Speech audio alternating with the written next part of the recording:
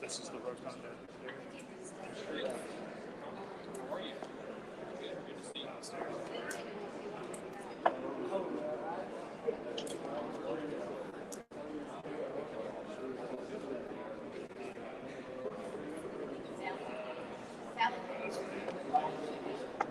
Same thing, and then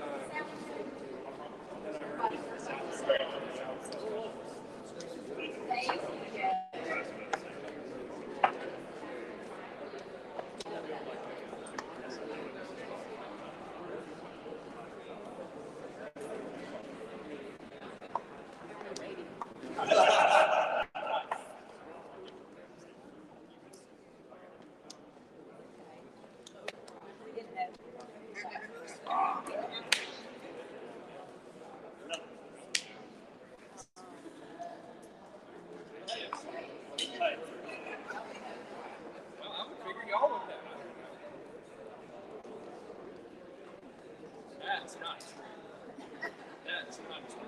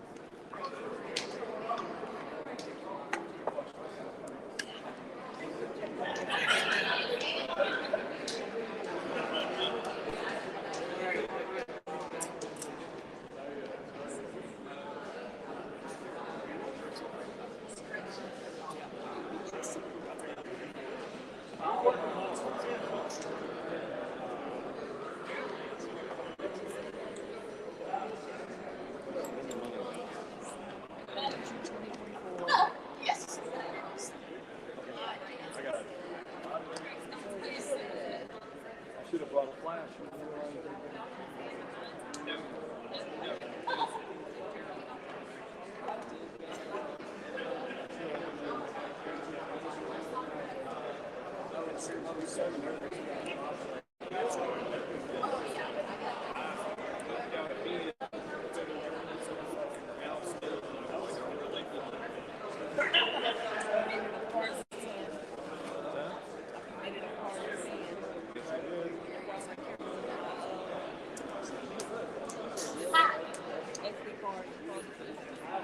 Yep. Always get them to buy get them to buy the second one, and then keep it in your wallet or whatever you're going to carry. Keep it with you. That way you always have it when you need it. You can pop it up. It's better that way. It's always better. Just keep it in your wallet, and you're set to go. You're ready to go. And you do format every time, right? Yeah. Okay. If you have good habits to download everything, put it into a hard drive, and share a hard drive, everything you want. Edit through, do it every weekend, and then reformat the disc. Because the discs, they have memory. Even though they say they don't, they have memory. They kind of load it up in there. Eventually, it will go bad. So go ahead and do that.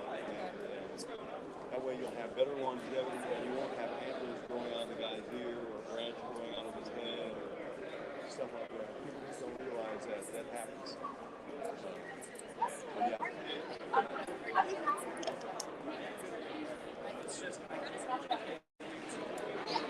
Well, that's one thing we have to do. My kids like to leave the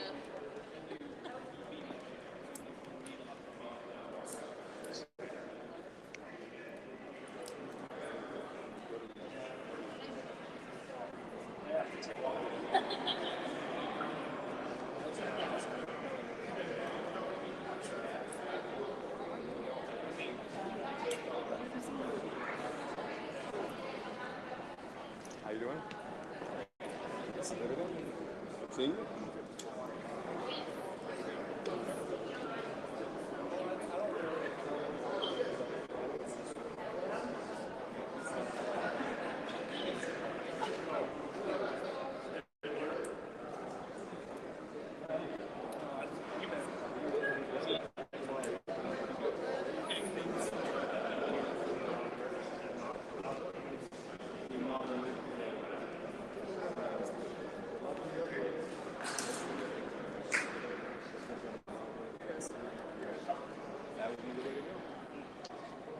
Good afternoon. My name is Robert Johnson. I'm a minority leader, Democratic leader in the House of Representatives. I'm here with some of my colleagues on behalf of the Democratic Party, Democratic Caucus, and the House of Representatives here in support of our Democratic candidate, the Democratic candidate right now for U.S. Senate, Ty Pinkins. He's running at a time that the state, after having just gone through this election cycle, has major issues that it needs to deal with. We still have infrastructure issues we need to deal with. We still have issues to deal with making sure that children have adequate schools and supplies and facilities to attend school in this state. The infrastructure issues are just all over the place. Water, sewer. Every community in this state has a water sewer issue. Every community in this state has a road and bridge issue that we need to deal with. But thank goodness we have a surplus here in the state, of which over $2 billion of federal money of the $4.5 billion that we didn't spend. So we can really get some things done this year, and we really should. Healthcare, think about it. Think about the fact that public hospitals, when they were established on the Hill-Burton Act, they weren't established to be profitable. They were established because there were poor communities all over the country that the federal government, presidents, felt needed to have and should have. They have a right to health care. And so that's why we do that. And the state of Mississippi should not be left behind, taking care of the people who need to be taken care of by not fully funding. That fully funding works in education, but it also works in health care. That's something we owe the people of Mississippi, and that's something we should do. But we're going to continue the work that supports efforts in this state that thinks about people. And the last thing I want to mention is that the most people-oriented thing that we can get done this year is to get the ballot initiative back to the people of the state of Mississippi. Simple process. Go from 5 congressional districts to 4 congressional districts and give that back to them in a manner that's simple and straightforward because they asked for it and they have the right to. But at this time, those are the issues we're going to be working on in the legislature. Those are the issues we're going to go back and forth with the lieutenant governor and the Speaker of the House and the governor about, and we're going to continue to work on them. But on top of that, we're going to continue to work and try to promote candidates that think about people, that care about the people in the state of Mississippi, who listen to the people in the state of Mississippi. And I'm going to bring to you right now, on behalf of the Democratic Party, a person that is displayed, and every time he opens his mouth, he talks about it, he cares about people. His work has shown he cares about people. A Democratic candidate for U.S. Senate, Mr. Ty Pinkins.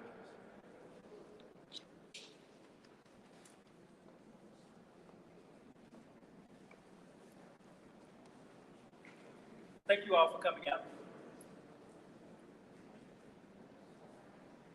And thank you, Senator, for that wonderful representation. Hello, Mississippi. There is something special about our state. It isn't merely my home. It is the valued ground that shapes my values, the firm foundation of my principles, and the invincible inspiration for my service. My name is Ty Pinkins, and I stand before you today filled with hope, determination, and resilience as I proudly announce my candidacy for the United States Senate.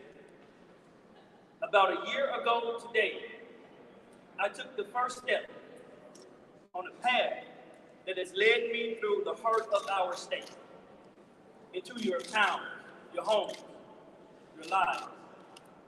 I've carried your spirit-filled stories with me, and let me tell you, I have been inspired by what I have heard from you. The dreams you harbor, the trials you face, and the resilience you show have become my guide. Your dreams, my charge, your challenges, my cause, and your resilience, my motivation. We embarked on a dialogue, a conversation rooted in our shared aspirations for a better tomorrow. And I'm here not just to continue that conversation, but to deepen, to ensure that together we can turn our hopes into action. Because today, in 2024, our country is at a crossroads. This is a critical election. We have a chance to shape our destiny with our votes, an opportunity to come together to make a choice about our future, Mississippi's future, America's future. My story is a Mississippi story. Growing up, my parents were my role models. They taught me the importance of honesty, perseverance, and fortitude. Neither of them received a formal education. My biological father left before I was born. My mother quit school at 15 years old to give birth to me. She never went back. My stepfather, who helped raise me, also quit school in the 6th grade to start working on the farm, driving tractors. And when I was about 13 years old, he woke me early one morning. He said, go outside and get on that truck. There were men there twice and 3 times my age. The truck took off. And when it stopped, I stood on a narrow dirt road in the middle of a cotton field. I followed those men into that cotton field. And from 13 years old to the rest of my teenage years, I chopped that cotton from sun up to sundown to help my parents pay the bills. There were times when those fields nearly broke me. However, over time, I realized how that experience actually built me up. It taught me the value of hard work and dedication, perseverance. Now, even though my parents never got a formal education, they taught me the value of a good education. I am a proud product of Mississippi Public Schools. I became the first person in my family to graduate high school in Rolling Fork. I attended Tougaloo College before joining the military. I served on active duty for 21 years, 3 combat tours, over 36 months in war. Was awarded the Bronze Star. I never forgot what my parents taught me about a quality education. So while on active duty, I finished my degree in political science. As an active duty officer, I served in the White House under Republican and Democratic presidents. After that, I went to law school. I earned my JD, as well as my LLM, my Master's in National Security Law. And after finishing law school, I came right back home to Mississippi. And for the past few years, I have worked as a lawyer and community organizer in some of the most underserved communities in our state, helping single mothers facing eviction in the middle of winter, in the middle of a pandemic, at the same time, representing low-income workers who were cheated out of their pay by big businesses, serving in communities just like the one I was raised in, which gave me so much when it had so little to give. These lessons and this work ethic I will take to Washington to serve the people of Mississippi. Many of our current leaders at the federal level have failed us, forgotten us, and forfeited the promise they made to us and to the United States of America.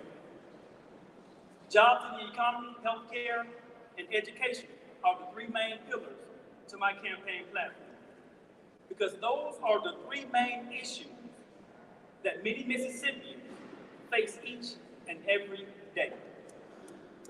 Over the past year, I have traveled all over our state, and I've heard from too many families still struggling just to make ends meet. I have heard from too many folks who still can't afford quality health care. And I have heard from too many teachers about how our under-resourced schools are hurting our children. Our leaders know better, our kids deserve better, and we can do better. For nearly 2 decades, my opponent has been sitting in Washington failing our community, and that's far too long.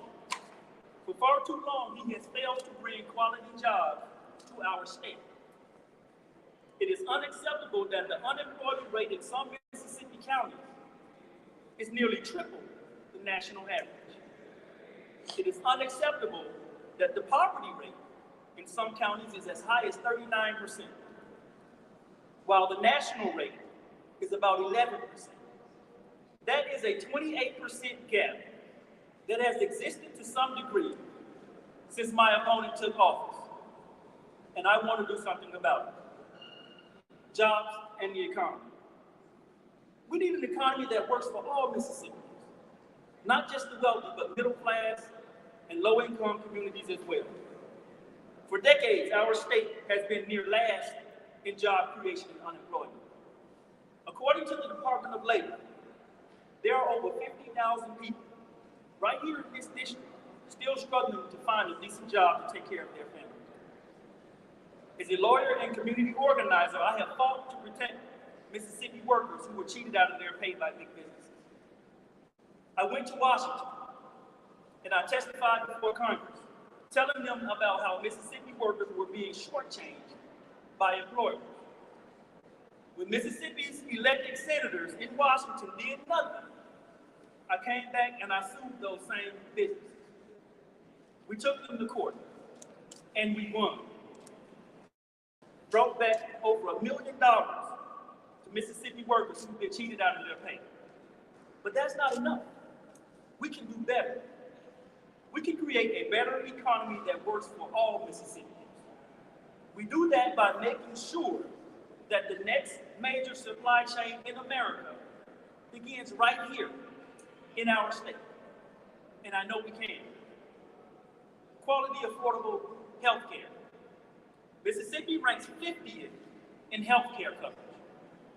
For more than 30 years, my father drove tractors for a living. Before I went off to the military, he was one of the healthiest people I knew. Could run like the wind. Played center field on the community softball team. They called themselves the Elmwood Bombers. After my 3 combat tours, by the grace of God, I came home healthy, only to find that my dad was now a double amputee, nearly blind, in a wheelchair, and along with my mother suffering from kidney failure. Now he sometimes has to drive nearly 3 hours round trip just to get basic health care services. So it's personal to me when I hear that out of the 74 rural hospitals in our state, nearly half of them, 38, are at risk of closing. I know these hospitals are important to our community because I was born in a rural community. Our state is last in infant mortality rate and near last in maternal mortality. This means that a woman who gives birth in Mississippi has a higher likelihood to lose her life or the life of her child in the subsequent 12 months after birth. That's why I support Medicaid expansion. It makes no sense that while everyday Mississippians are already paying into Medicaid through their taxes, other states all around us are expanding Medicaid for their citizens using Mississippi's taxpayers' dollars. Medicaid expansion would, one, ensure that more Mississippians have access to affordable health care, including mothers and their babies. 2, help keep our rural hospitals open. And 3, if God forbid, your child breaks his arm or your parent gets sick, you don't have to drive 3 hours round trip just to get basic healthcare services like my name. You should be able to see your doctor right there in your community. And we can't discuss healthcare without talking about women's reproductive freedom. Let's face it, for years there has been an open attack on the ability of women to make their own healthcare decisions. And for years, Senator Roger Wicker has been leading that charge. Here is my stance on women's reproductive freedom. 3 things. 1, I cannot get pregnant. 2, I cannot carry a baby in my body nor give birth.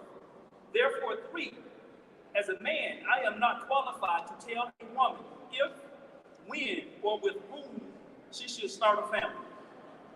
That is a decision between that woman, her doctor, and her religious leader. And that's why, as the next United States Senator from Mississippi, I will fight to ensure Medicaid expansion stays on the table until our state leaders get themselves together. 2, we continue to lower prescription drugs. And 3, we codify Roe v. Wade. Education. Now, in 2017, something very interesting happened on the federal level. Before the United States Senate, there was a vote to determine who would be the next Secretary of Education. That year, the Senate was split 50-50. Now, you think that for the position of Secretary of Education, they'd be considering a teacher, a school administrator, a professor, right?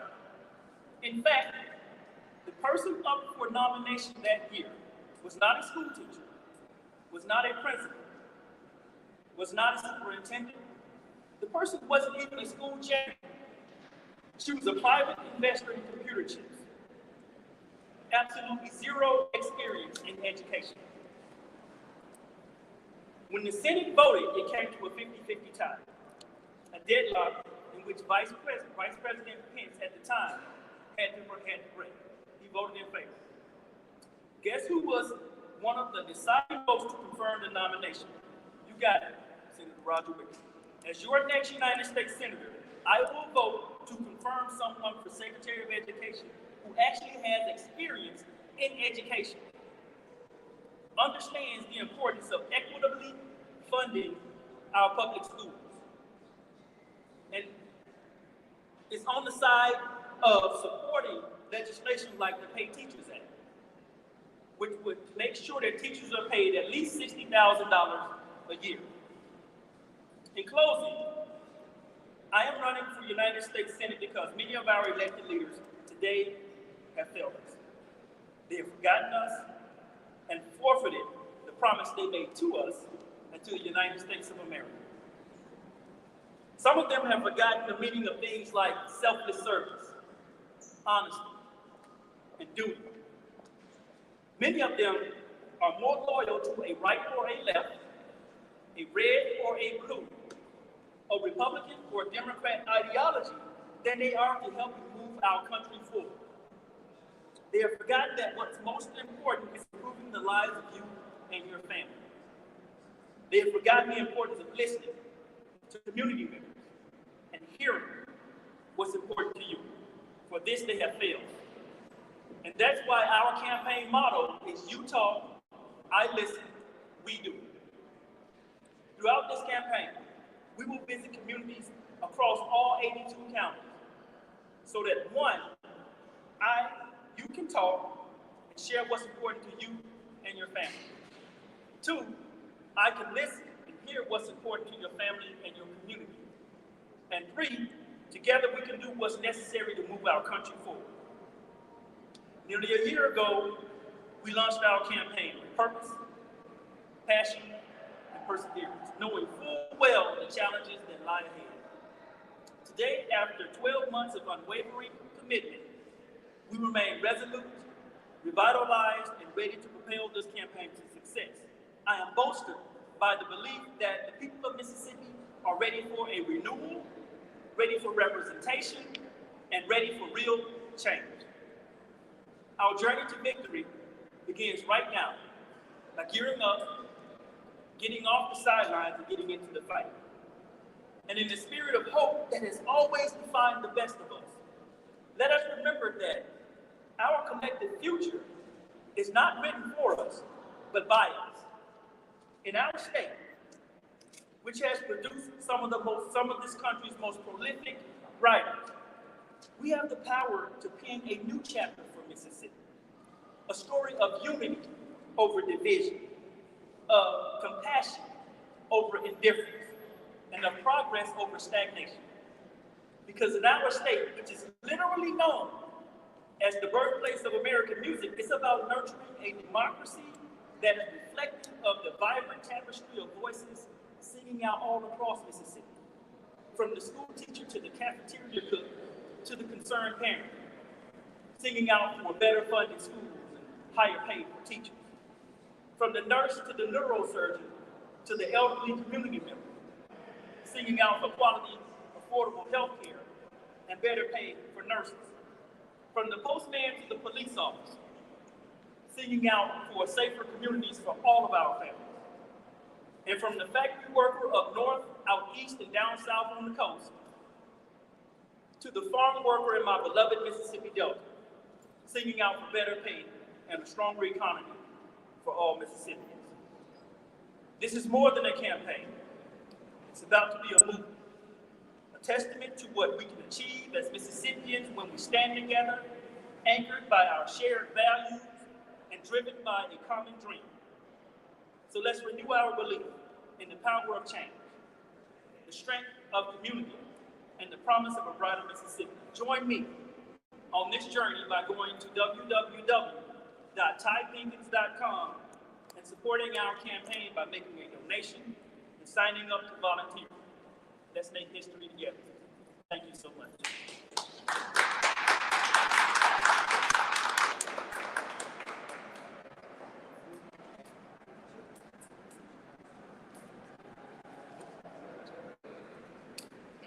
Thank y'all. Thank y'all so much.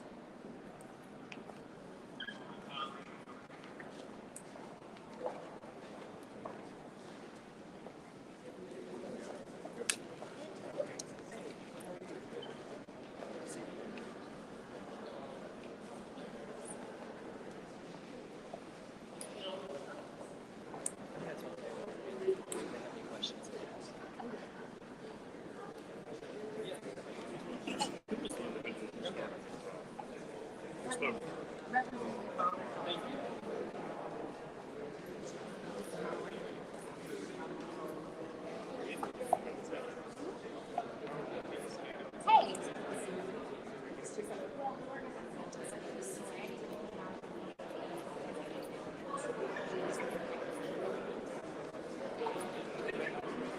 Yeah, no.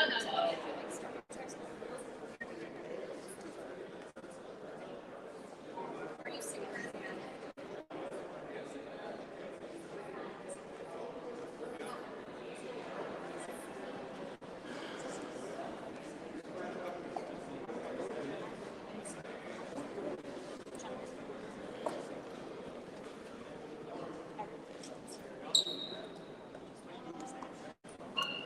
Good to see you again. How's it going? All right. So you're shooting for the county? Yeah. Who needs help? All Democrats need help. Yeah.